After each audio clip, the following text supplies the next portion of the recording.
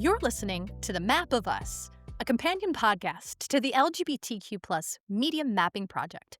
I'm your host, Dana Piccoli, Managing Director of News Is Out, a pioneering queer media collaborative.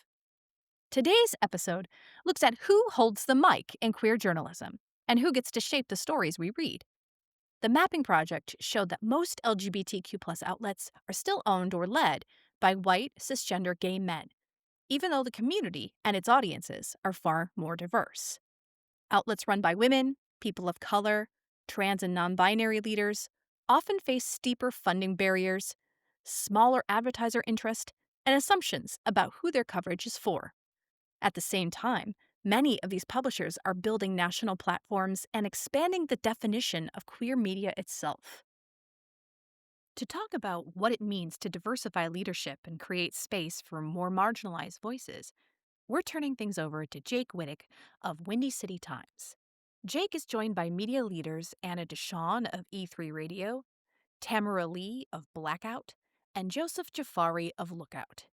Together, they explore how ownership shapes coverage, what barriers still exist, and what it will take for queer media to reflect the full diversity of our communities. Hi, everyone. I am Jake Wittich. My pronouns are he, him, and I am managing editor of Windy City Times, which is Chicago's legacy LGBTQ news outlet of 40 years. In this episode, I'll be sharing a series of conversations with queer media leaders who are expanding and diversifying who gets to lead in our field. Up first is Tamara Leigh, founder of Blaqueout magazine. Tamara launched Blaqueout in 2020 to build space where Black and brown queer voices could lead the storytelling. Today, it has become a vital hub not only for information and culture, but for connection and community support. Tamara, thank you so much for joining us today. How are you? Thank you so much for having me. I'm excited. Yeah, it's really awesome to have you here. As I said before this call, I'm just such a nerd about queer media. So to be talking to you and other leaders is really exciting today. But before we dive into the broader themes of leadership and representation, I want to start with your story and the roots of Blaqueout. So for Okay. listeners who may not be familiar with your work, can you briefly tell us a little bit about Blaqueout and what inspired its creation? Absolutely. So I was living in upstate New York, and I was hired to be the communication director for a LGBTQ resource center, an organization. And part of that job was to be the editor of what at the time was the longest continuously published LGBTQ periodical in the nation. Was called the Empty Closet. And so that was a head first crash course in publishing and design, and also feeding an audience, which I was a part of, but it's a different thing to create that media than just to consume it. And so it was a team effort, but it was a pretty much one-man show. I mean, if you ever worked in nonprofit world, you know that you are required to be a jack of many trades. So I was figuring it out as we went along. And when I came into the space, I realized that the organization, as well as the magazine, it was born out of Stonewall. It was folks that sort of had the economic ability to move upstate and into Rochester, New York. And it was probably the most liberal and LGBTQ friendly of all of the upstate New York cities. And so, it was this tremendous legacy publication and organization, but it never made the turn. It never made that turn towards diversity, towards equity, towards really being representative of the entire community. It was sort of an old white man organization and magazine, and that just wasn't who we were as a community, and we needed to be. So then the organization, the magazine just never made the turn. They never really learned how to or put the resources, their efforts into being representative of the entire community, which was incredibly important, especially as we were approaching 2020, which was like this explosion of the world and this country realizing how important it was to have all the voices at the table and what representation looked like. And that was like the 2 years leading up to me taking this job and me starting in this work. And so we started making those changes with the magazine, and people hated it. They were angry. I got nasty, death threats and nasty emails and people who would just come straight up to me and be like, this is this is not it. Like, what are you doing? You're ruining this thing that we love. And we pressed forward. So I got my bones in that role and really learned what that looked like and how hard it was, but the things that worked and the things that didn't work. And so we were in New York during COVID, where the world shut down like nobody's business, like nobody else did in the rest of the country. And so the agency ended up shuttering. And so I was left like, what do we do now? And I spent most of that year in the street protesting, became sort of the queer voice in the Black Lives Matters movement then, because although it was very pro Black community, they still had not figured out how to make those same diversity changes in a movement to make sure that they were including intersectional Black and Brown voices in the movement. And so I kind of became that voice there. And so I spent these 2 incredibly formative years really navigating through all of those waters. And when things started to calm down a bit towards the end of 2020, and I had to kind of decide where my life was going and what was next for me, people kept asking me, well, why don't you start your own magazine? Because at the time when the agency shuttered, so did the publication. And I was like, that's impossible. Like, I don't have a major machine behind me to do all these things and all this money and budget and people and designers and whatever.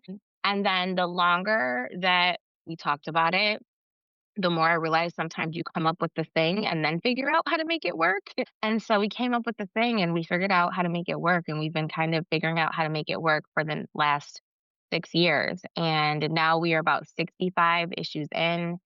We publish every month. We have international readers and we have writers from all over the country that are really just telling their stories and helping us to get news and information out to people and in ways and from communities that are really not heard from in many other arenas, which is Yeah. amazing. How big is every issue? So we average around 45 pages, right? Which is big. It's a lot of work. I am the graphic designer and also the editor. Thankfully, I have a amazing team of folks that chip in and help me work through editing and that process. But it's a undertaking and it's monthly, which is often. And so it's a good size publication. But we cover everything from like news and all the insane things that are happening in our country right now to just telling great stories about culture and who people are and what people are experiencing and the great things that are happening. Like, we have to balance this dystopian nightmare with the great things that are happening. And so it takes, 45, 50 pages to do that every month. Yeah, one thing that Blackout has spearheaded is a framework called the Trans Remembrance Archive and Information Index. Can you tell me more about this resource and why it was created? Absolutely. So it's really incredible. I wish more people knew about it. I wish more people utilized it.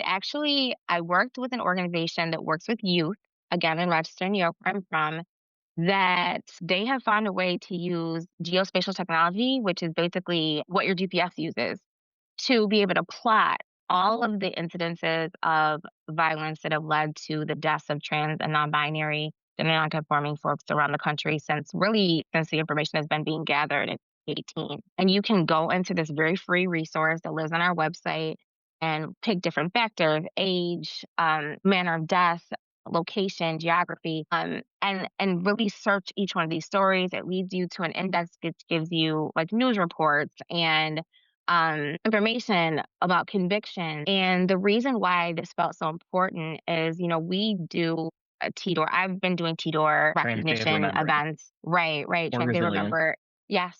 For almost a decade now. And although it is always incredibly important and incredibly powerful, we wanted to do something that could keep making that list smaller, hopefully. We read the names, and every year it just breaks your heart to see all these very, very young people. I recently heard a statistic that the average age lifespan for a Black trans woman went from what I think was like 35 to like 23, or some ridiculously horrendous number. So these statistics, although they are hard to see and hear and read, they are incredibly important for people to understand what an epidemic this is. And so we just wanted to give people another outlet, especially since federally they used to collect this information. Organizationally, the big LGBTQ organizations used to collect and publish this information. They don't anymore. And so our website is one of the few places that you find this information. So one, it is to remember people. People shouldn't exist and be a part of this world and then just poof, disappear, and then their names disappear with them and we never hear about them again. We want people to remember. We want people to be able to look up their friends and family and loved ones and know that someone's paying attention and that they still exist in some form somewhere. But also, we want people's organizations to be able to have this information when they're fighting for funding. We want them to be able to, media organizations, to be able to go on here and look and see these numbers and have information and facts that they don't have to search hard to find. It's right there in front of them. So they have absolutely no reason not to publish these stories or talk about these people because it's all laid out right in front of you. And also, there are clusters where these murders happen. They're everywhere in the country. They're in blue states and red states, but they're also clusters. And so we want people to know when they're traveling, when they are in different areas, when they're working, when they're living their lives, maybe where they need to be a little bit more vigilant and paying attention to the fact that, there could be people who are literally preying on our trans community in certain areas. And it's a lot easier to see that when it's plotted in places over years to see where these things are taking place. So, this episode, we really want to examine who gets to lead queer journalism. And you mentioned earlier that Blackout is unique in having every person involved be Black or brown, queer or trans. How do you think this approach to staffing opens the doors for more diverse voices to shape queer journalism? Oh, I'm hoping it does. The thing about it is, like, last lifetime, last chapter of my life, I was a PR person before I stepped into the role at the LGBTQ Center. And, I was doing work that was important. It helped small businesses grow, it helped people learn about the things they were doing. But I would have never gotten hired at a large PR firm. I didn't have the look, I didn't have the pedigree, I didn't have the connections. I would have never gotten in those doors. And so the work that I was doing was important. I was helping people, but I would never been able to do it if I didn't pass that on my own to do that work. And I feel very similarly about media. There are people who are incredibly talented, who are incredibly knowledgeable. And there's some that I used to work with who used to always say that we are the experts of our own experience. And I think the experiential piece of it is so much more important. And so you don't understand the importance of the story. You don't get the humanity of the story, and you often don't even hear the story if you're not talking to or a part of the communities that you're talking about. You can go into a space and report on something, but you will miss so many pieces if you aren't amongst that community, if you aren't trusted in that community, if you aren't leading and experiencing the same thing that the people in that community are. I can go in and tell a story about anything. However, there'll be so many nuances that I will miss because it's just not my experience. And so being able to put, like, people hate social media, but I love it because it made us all reporters. It made us all writers, it made us all reporters, it made us all witnesses to experience that the larger media machine would have missed. And so my hope is, one, by empowering people to find their voices through the magazine is huge. Whether they continue to do it for Blackout or they do it out in the world after they've experienced Blackout, that's all wonderful things. But just also being able to elevate people to a platform where they're really being heard. So many of us feel silent, especially right now with the things that are happening. So many of us feel powerless. So many of us don't see ourselves in leadership or in creative positions or in the media. And so to be able to know that someone looks like you and lives like you and loves like you and experiences the things that you experience, at least on some scale, I think it's tremendously important for not just us, but the people who are still yet to find those voices who can see themselves in you and have something to strive for. Yeah, it's a great approach you're taking there. And then to tie things up, independent BIPOC-led outlets often face unique sustainability challenges. I'm wondering if you could tell me a little bit about what keeps Blackout going and what kinds of support would make the biggest difference for your publication. Wit, grit, blood, sweat, and tears, and duct tape. Usually, it's tough. What I don't think everybody understands, I mean, beyond like the media machine that is all powerful and very exclusive, most magazines, especially, but newspapers also, are owned by these giant conglomerates. Like, people don't realize, like, this magazine that is a smaller publication or like niche for specific communities may still be owned by like the same people that own like People magazine. And so there's a huge machine behind you. That's resources, that's money, that's advertising. Like, they don't necessarily have to specifically personally go out and court advertisers, which for the most part is what sustains publications is advertising. And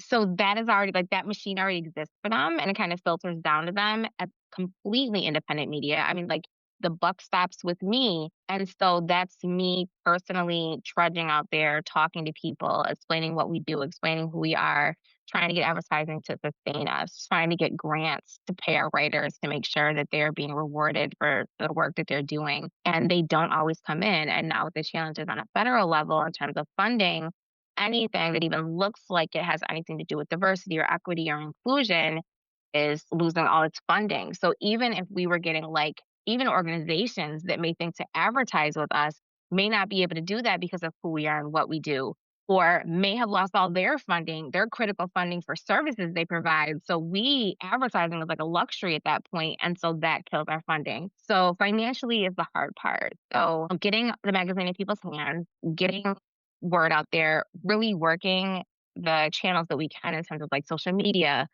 outlets that may not cost us as much to be able to just really push out the content and advertising so people know that we exist. Also, like where do advertisers advertise? Like we can't go to a newspaper or a magazine to advertise because it is effectively competition. Getting the word out is tough.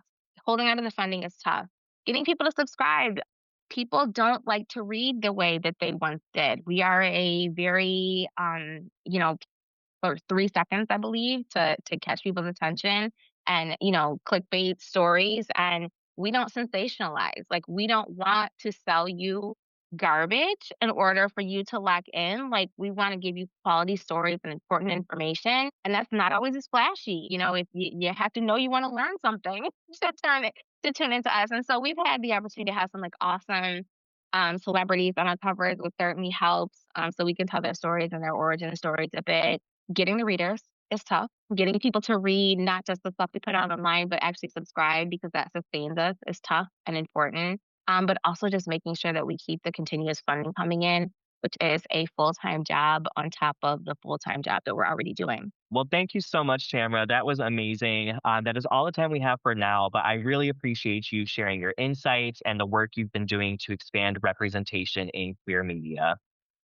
For any listeners who want to plug into Blaqueout's work, visit www.blaqueout.com. That is BLAQUEOUT.com. Stay with us. I'll be right back with another queer media leader for our next conversation. Next, I am joined by Joseph Jafaari, founder and editor-in-chief of Lookout. Lookout is a unique in the LGBTQ plus media landscape as an independent investigative newsroom focused on accountability, power, and impact. Joseph, thanks so much for being here today. How are you? Doing well. Thank you so much for having me today. Yeah, very excited to talk to you. We've been talking to other queer media leaders as well. But to first ground listeners in your work, I want to start with how Lookout came to be and what was the vision behind it. So Lookout came to be, we are actually hitting our 3-year mark next week, December 22nd of 2022, because I think to kind of give a bit of background. So my entire history has been as an investigative reporter covering military, covering police, covering prisons. And every once in a while when I felt really into it, kind of covering the intersection between police and military and queer communities, but it wasn't really that often. It was just kind of like a side project when I needed extra money as like a reporter.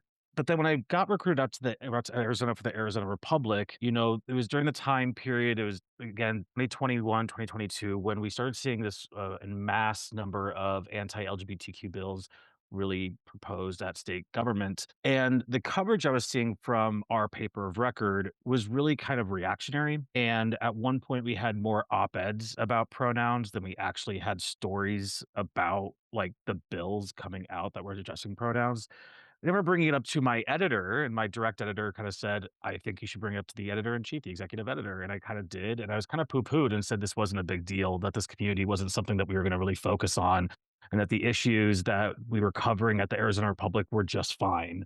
We didn't need to go any deeper. And I thought that was kind of leaving a lot of different, I thought that was leaving money on the table for one, for an organization that was really kind of like scavenging for money at that point. But then on top of it, it kind of felt like, we're 250,000 strong in Arizona as far as like, most recent numbers go. And I thought that was just kind of like poo-pooing a number of people that could easily fill, any kind of city in Arizona. So kind of did some pushback. continued to kind of like push for it and didn't get anywhere. And so I protested and I started a Substack and kind of just said, well, if you're not gonna cover this, then I'm gonna cover it. It's gonna be a once a month type of thing. And then our first story scooped everybody. It was about this couple in Queen Creek that were being terrorized by their neighbors for putting up the pride flag. And then everybody picked it up after that. And then kind of slowly realizing my editor kind of knew I was doing this on the side because I was using a pen name at the time. And we got a grant later on to kind of turn it into something real because it was something that I think a lot of people recognized was dire and needed. Yeah, totally. It's funny how that happens. I've experienced that too, where I've been in jobs in this industry where it felt like getting these stories approved was an uphill battle. Now I'm at Windy City Times, and the second we do a story, everyone's doing it. And I'm like, funny. Right, right. We Yeah. experienced that even this week where we published a story about something that even really isn't necessarily queer, but queer adjacent. And that's very much like how we approach our stories about how people are trying to deny medical care in parks here. We were the first to report on it, and now everybody's reporting on it because they picked up our stories. So it's funny how when you kind of like embed yourself in the right communities and kind of like build trust in those areas, you're able to kind of scoop other outlets that arguably are not looking in those places. Yeah. Yeah. Well, talking more about Lookout, one thing that's unique about it is its focus on investigative news. Why was it important to build a queer outlet centered on accountability and investigative reporting? Yeah. So, I mean, accountability journalism essentially is, it's essential in any democracy, but LGBTQ communities often face like systematic erasure, they face discrimination, targeted policy, and attacks that mainstream outlets often overlook. And, so our approach to journalism is we've been kind of like backing away from the investigative word because we're not as much as we would like to be. We're not a Marshall Project. We're not a ProPublica in the sense of we're not spending like 6 months to a year on one story and my only reporter is not spending just like that only time doing that. So we really have been focusing more on the accountability aspects and really hammering that. But this approach also challenges the notion that queer media should really only focus on like celebration or identity. It can and really should be a watchdog. And so, we've been really focusing on that as kind of like the reason of our being because nobody else is really doing it. Even when there were queer outlets here in Arizona, nobody was really diving into records requests. I take my job as a reporter, especially an investigative reporter, fairly seriously, which is that, I believe in the old adage of journalism that we are a fourth estate and that we are meant to continually do checks and balances on our governments, finance it, who's in power, what that power is doing. And the only way to do that is through accountability journalism. There's room for other journalism, 100%, but the type of resources that go into accountability work is vast. It takes a lot of time. It takes money. It takes dedicated resources. Like, yeah, you're going to have $1,000 budget to spend on records. A lot of news outlets don't do that, especially a lot of queer outlets don't do that, but we dedicate that money to that. Now, this episode we're talking for examines who really gets to lead in queer journalism. From your perspective, how does leadership shape which institutions are scrutinized and which stories receive the time and resources to be reported? So the way that I look at kind of is from top down.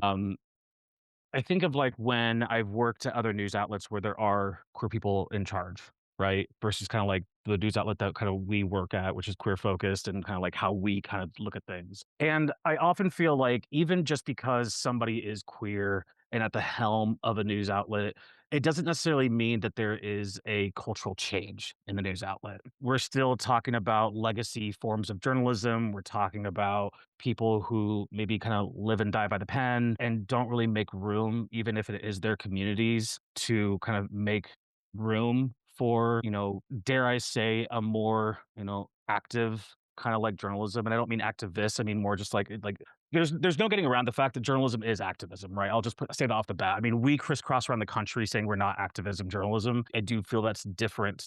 But we do inherently, as journalists, and especially as accountability journalists, we say what is right and what is wrong. Being at the helm of a queer outlet and being queer myself, I oftentimes think of just like what stories are not being told and kind of how we can pigeonhole ourselves in. So I think the only way I kind of like say is for an example when there are stories about juvenile justice, right? Oftentimes people look at like the effects of juvenile justice on long-term effects when it comes to, mental health or when it comes to ability to get jobs later on in life. We kind of take it and go, cool, how can we look at juvenile justice issues through a queer lens, which is, people who are impacted in juvenile justice systems and then are queer, but then what are their lives like compared to those on the outside? So we may take a bit more of a micro approach to a macro issue, because it deserves just as much scrutiny as the macro issue. That's kind of how we look at it.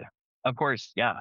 And you are a queer person of color. You told me you are Middle Eastern. How does that identity or lived experience inform the perspectives that you bring in to Lookout or the kinds of stories you do? From my perspective, it's interesting, right? Because as a Middle Eastern person working in news, period, it's been a wild, 15, 20 years. 15 years I've been in the industry, but 20 years since I've been like, really actively engaged in news, right? And so coming at it from the perspective of it's interesting to kind of be someone who's trying to push the bounds of like what is, whose voices are we included in stories, how we're making sure to be not just, quote, objective, but really how we're trying to be fair on stories. That's one thing, right? I grew up with the news saying that Middle Eastern people were all, enemies, right? We all grew up on like the New York Times op-ed pages that kind of like really scrutinized Middle Eastern identities, and now we're doing the same thing with trans identities, right?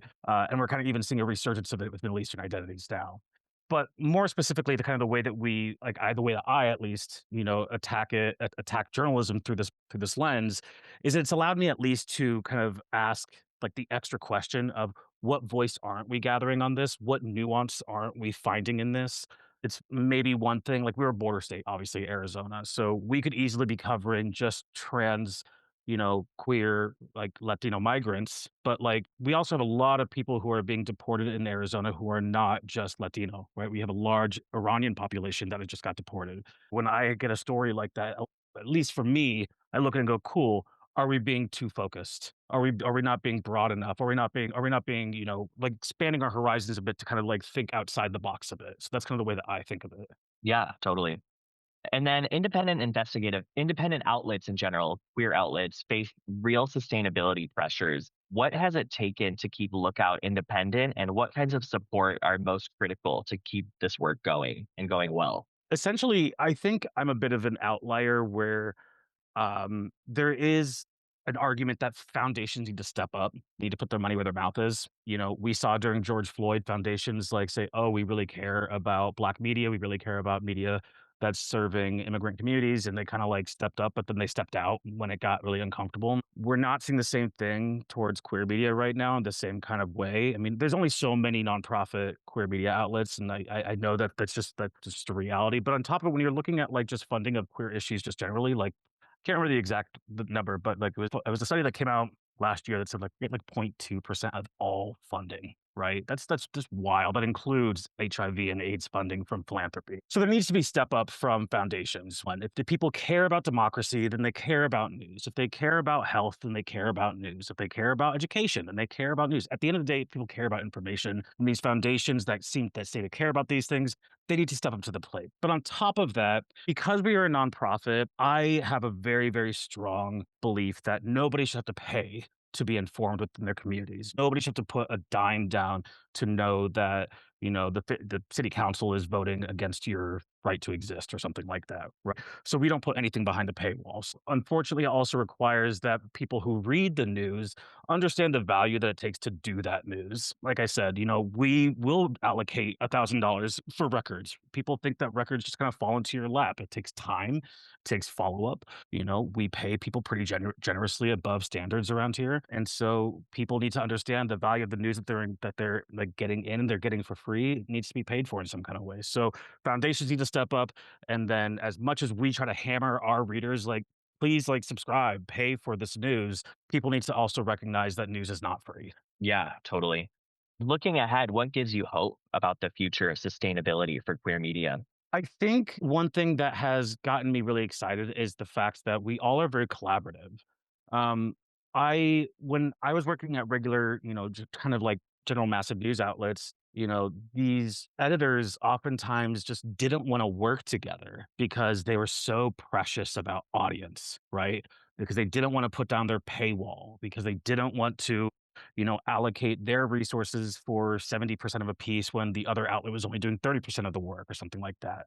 In my experience, working within this field right now and kind of leading, our own kind of cohorts of queer news outlets doing certain things. Like, it's been incredible to see that this is the most collaborative, media ecosystem I've ever been a part of. Whether or not like we fully execute on everything, the drive and want to work together, because I think we recognize that our media ecosystem, specifically the queer media ecosystem, it's growing a bit, but it's not really growing in the way of of the stuff that Windy City Times does, or Buckeye Flame does, or Washington Blade. Like it's a lot of like arts and culture that is kind of blossoming right now and kind of coming up in zines, but nothing really like substantial.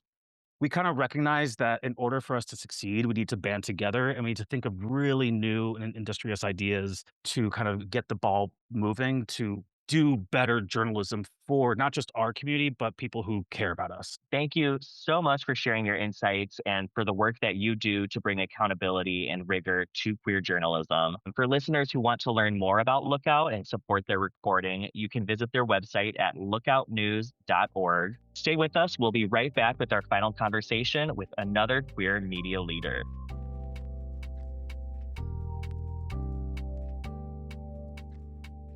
Hello, and we are back with our final interview of this podcast. Throughout this episode, we have been talking with queer media leaders who are reshaping who gets to lead in our field. And to close us out, I am joined by Anna DeShawn. Anna is a Black queer journalist and media founder. She created E3 Radio to amplify Black queer voices through audio storytelling.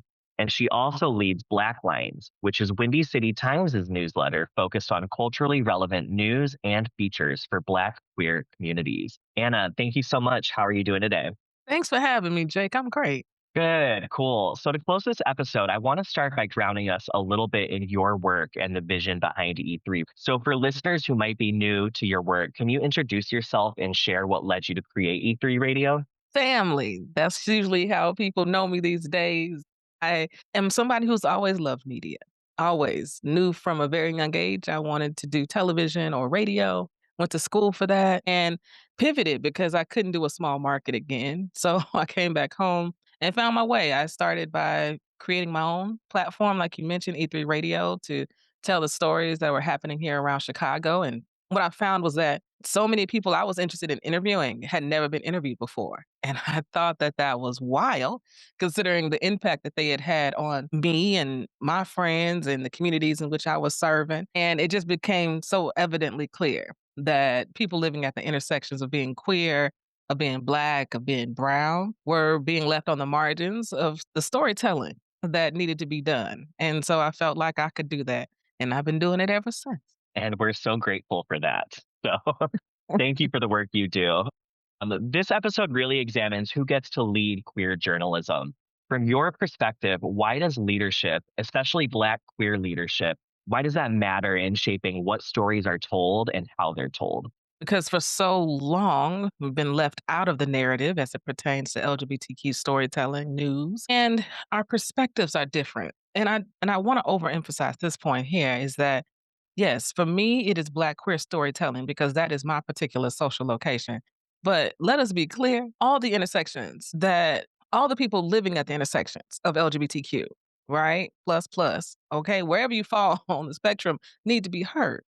And being part of the LGBTQIA plus community does not negate the racism that still exists within our community, right? And so when I look at media today, the same way I looked at media 15 years ago when I started this journey, it was white gay men. And when I look around, when I attend the galas that I get an invitation to these days, it is still white gay men. And that still has not changed. But that is not different than the America that we're living in, right?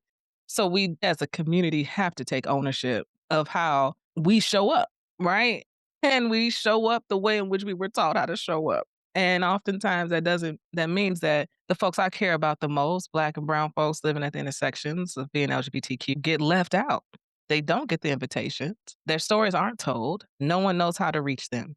And so for me, the reason why Black queer leadership is important is because our perspectives are incredibly important. Is because whatever is happening is impacting us double or triple time of what it's impacting those who are most privileged inside of our communities. And dang it, we fun and we cute, okay? And we got a lot of good things happening that a lot of people should know about. So there's a lot of reasons why Black queer leadership is important. Our stories are important.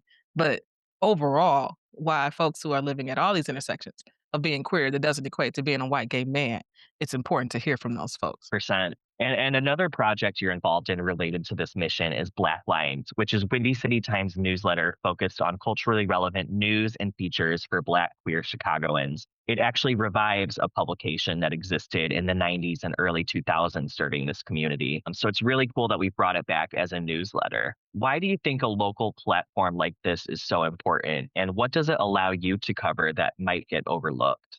Because Chicago is built on segregation. Like, we have to look at this from a historical perspective. When Black folks moved to Chicago, often from the South, right? The Great Migration, read the book, it's real. I've lived it. I'm a part of it. My mom is from Mississippi. Redlining was very real. Dr. King's experience in Chicago, research it, do it. I ain't gonna talk about it. It's very real what he felt about Chicago, and it was intentional. So, as someone who grew up here in Chicago on the South Side, I'm very familiar with the segregation that exists in this city. And so there are people who I know who have never and will never make it to the north side of Chicago to experience a Boys Town or North Halsted. Yes. Um, and so when we are separated by geographic location, that also means that programs, services, stories, events, music, like everything is also segregated and separated. And so if I'm waiting on the mainstream LGBTQ magazine or newspaper to report on what's happening for me where I'm living, I might be waiting a very, very long time. So Black Lines and in La Vida, right, are just so incredibly important because it's reporting about the things that folks don't often see if you're not living in our areas of the city, and stories that aren't often amplified if you're not living in our areas of the city. I wish it was different, but it's not. Right. And so we're having to work within a system that was created before we had anything to do with it. And so Black Lives is just so incredibly special to be able to speak to Black queer folks in Chicago, uplift the business owners and the stories, the history. I mean, Jake, the stuff you pull for the archives, right? It's just brilliant. And I just love it. And I know when people see me and they talk about it, they be like, Anna, I bookmarked it, I flagged it so I can go back and actually read it.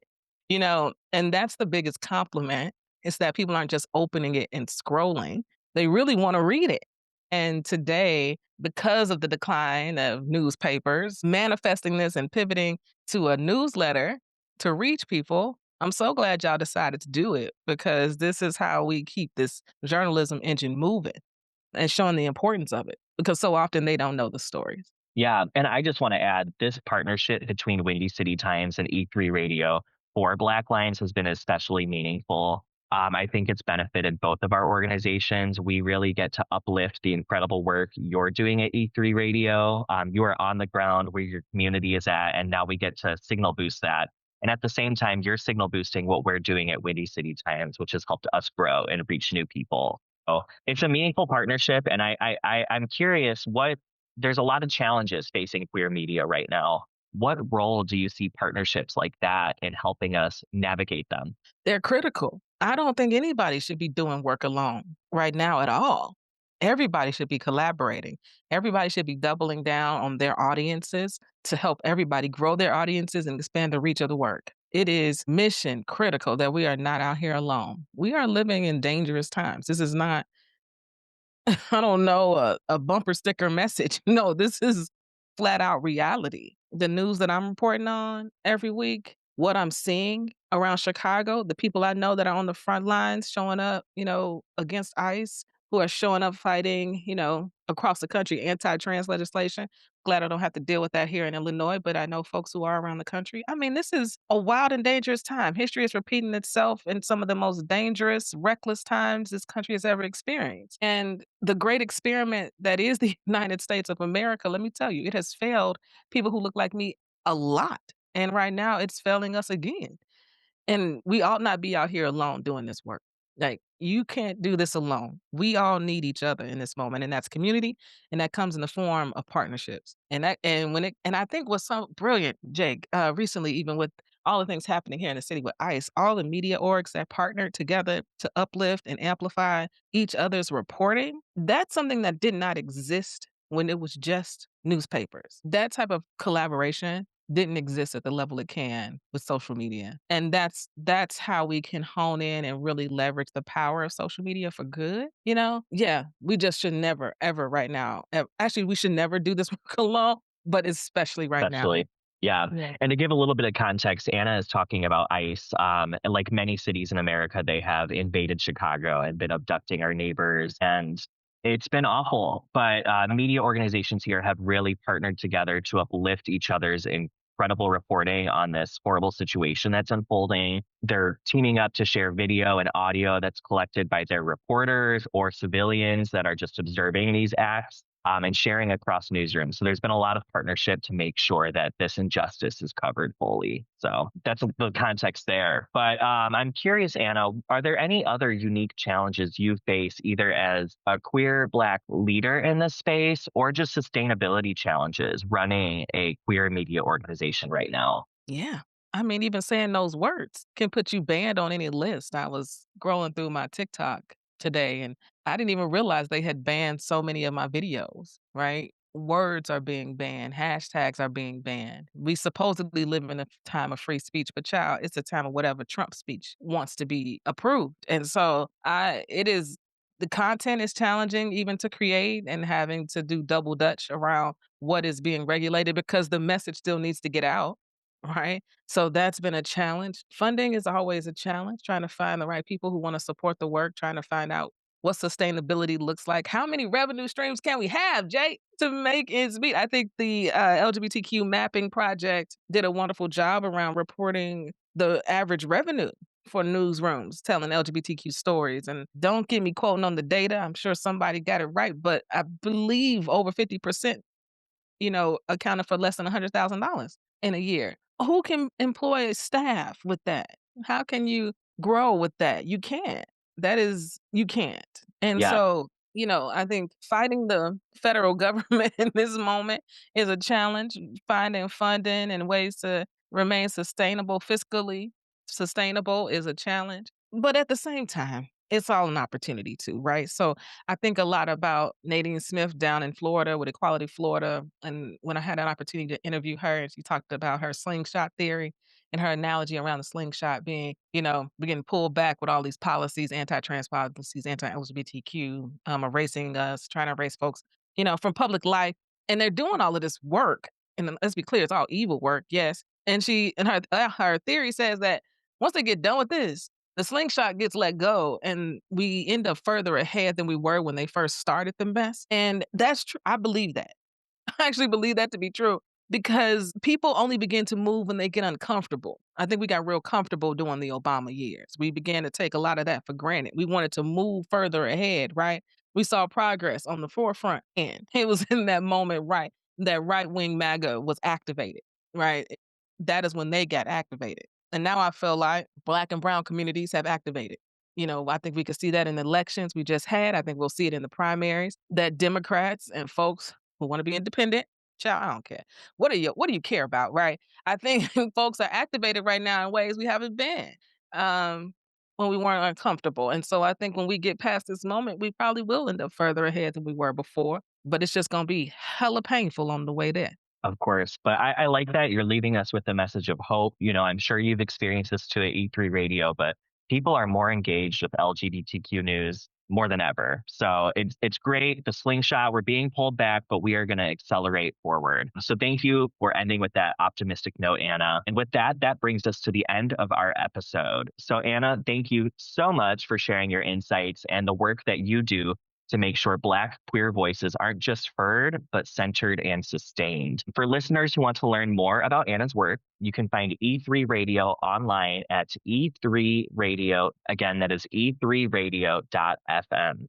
And thank you everyone who's listening to The Map of Us. This episode explored who owns the mic in queer journalism and how that leadership shapes the stories we tell. I hope you enjoyed these conversations. Thank you for listening, everyone. Before we wrap, we want to thank our partners supporting this work. The LGBTQ Media Mapping Project was funded by the John D. and Catherine T. MacArthur Foundation. with support from the Craig Newmark Graduate School of Journalism at City University of New York, Local Media Association, and News is Out. To learn more about the Media Mapping Project, visit newsisout.com. Special thanks to Ken Schneck of the Buckeye Flame for the use of his podcast platform, to Jake of Windy City Times, and our incredible guests for sharing their insights and experiences. And thank you for listening. We'll see you next week for the final episode of The Map of Us.